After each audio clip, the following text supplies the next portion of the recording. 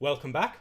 Today's question is, could you clarify for lay readers of the Bible who might be getting confused or forgetting things from one book to another by giving an overview of how the tribes of Israel are numbered as 12 and differences between how the tribes are numbered or in how they are named throughout the biblical narrative? Sure, if you go to Genesis chapter 30, you'll see 11 of the tribes mentioned there as the sons of Jacob born while he was with Laban in Paddan Aram. Now, the last tribe of Benjamin is not mentioned. Benjamin was born presumably after Joseph goes into Egypt, and he was born as Rachel dies. There are four mothers for the tribes. There is Leah and her handmaid Zilpah, and then there is Rachel and her handmaid Bilhah. And the sons are as follows: Reuben, Simeon, Levi, Judah, Gad, Asher, Issachar, Zebulun. Those are all the sons of Leah, and Gad and Asher are through Zilpah. And the sons of Rachel, Dan, Naphtali, Joseph, and Benjamin. Dan and Naphtali are through Bilhah, and they were born before Joseph and Benjamin. Leah had Gad and Asher through Zilpah before Issachar and Zebulun were born. Her womb was opened up again. Now, at the end of the book of Genesis, in chapter 48, we see the two sons of Joseph, Ephraim and Manasseh, brought to Jacob, who blesses them. And he mixes up the order intentionally and gives the firstborn blessing to the younger son. Now, what we see in that is that Joseph is being given the firstborn portion himself. If we look in 1 Chronicles 5, it mentions this. So now there are 12 sons of Jacob, and there is a double portion given to Joseph, which means that there are 13 portions, as it were. And at that point, you have two sons of Joseph counted as distinct tribes. So now you have 13. You have Reuben, Simeon, Levi, Judah, Gad, Asher, Issachar, Zebulun, Dan, Naphtali, Benjamin, and then instead of Joseph, you have Ephraim and Manasseh. So there are 13 tribes, Joseph being counted for by Ephraim and Manasseh. Now, there is one tribe that does not have a regular portion in the land. They have cities and they have certain other things, but their portion is God himself. They have his service in the temple and they serve as Levites, and that is the tribe of Levi. So you have now 12 tribes and the tribe of Levi, which leads to 14 altogether that can be counted as tribes for some purpose or other.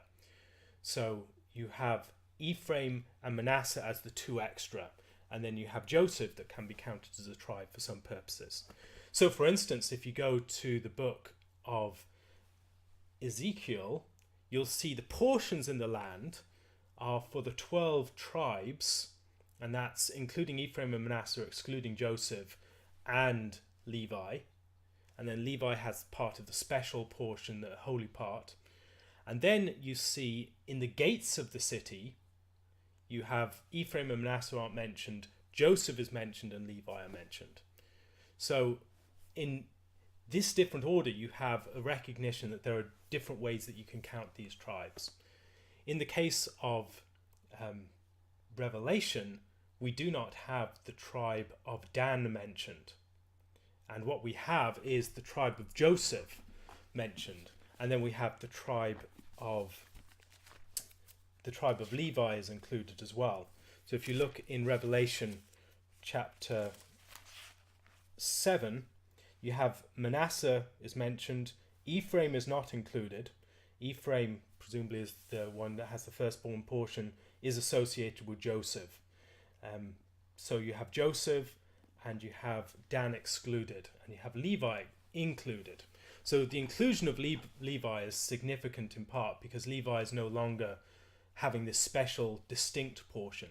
They're reduced, as it were, to a more regular status of the other tribes. Ephraim, I think, is counted for by Joseph. In the case of Dan, I've done a video on that, commenting upon Dan's exclusion. But this order, I think, helps to explain why we'll have different mentions at different points. There are 14 potential tribes: Judah, Levi, Ephraim, and Manasseh can be included or excluded depending upon the particular purpose. And Dan is the surprising exclusion in the case of Revelation, and I've done a video on that. As we look through this, I think we'll also see the significance of the number 12, that whatever the ordering, whatever the inclusions or exclusions, it will almost invariably be 12. And in the case of the apostles, there are 12 apostles. They will sit on thrones judging the 12 tribes of Israel, and they have to make up the number to the 12 after the betrayal of Judas. So there's a sense that this number is significant, that you can't just have any old number. They are the 12. And even when there's 11 of them, they're still the 12. It's a more formal understanding of this number has a symbolic significance, and it needs to have the full complement of people involved. Likewise, when we think about the tribes, the 12 is significant, and understanding how that plays out throughout Scripture, I think, is helpful. I trust this helps to answer the question. If you have any further questions, please leave them on my Curious Cat account. If you'd like to support this and other videos, please do so using my Patreon or PayPal accounts. At the moment, I'm trying to move towards having transcripts for every single one of my videos. This will take a while and it requires more funding. So if you would like to do that and see every single one of these with a transcript, then please consider contributing in some way. Thank you very much for listening. I'll be back again tomorrow. God bless.